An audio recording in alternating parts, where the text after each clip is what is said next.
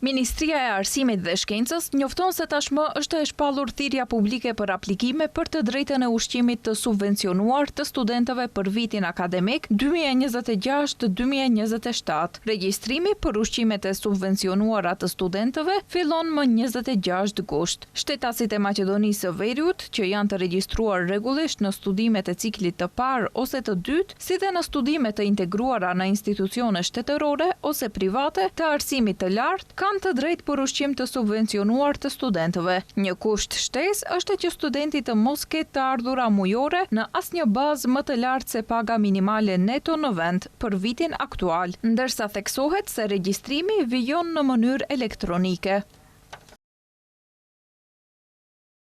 Regjistrimi bëhet elektronikisht përmes platformës Mash, ku kandidatët do të duhet të plotësojnë kërkesën për fitimin e të drejtës së ushqimit të subvencionuar të studentëve dhe deklaratën e saktësisë së të dhënave të futura dhe të ngarkojnë dokumentet e nënshkruara në aplikacionin elektronik. Afati i fundit për aplikim për studentët që tashmë kanë statusin e studentit, si dhe ata që do të regjistrohen në vitin akademik 2026-2027, është nga 26 deri më 31 gusht 2026.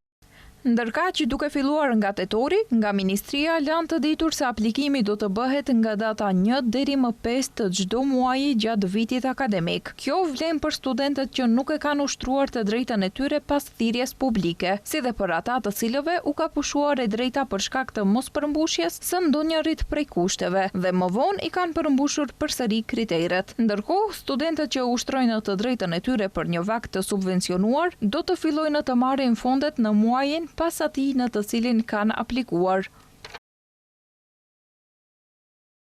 Vakti subvencionuar i studentëve është 140 denar në ditë, fondet të destinuara për blerjen e ushqimit të përgatitur. E drejta mund të përdoret nga e hëna deri të shtunën dhe shuma e papërdorur gjatë javës mbetet e disponueshme në llogari deri të shtunën. E drejta nuk mund të përdoret në periudhën nga 1 korriku deri më 1 tetor, si dhe gjatë festave zyrtare dhe ditëve të tjera jo pune.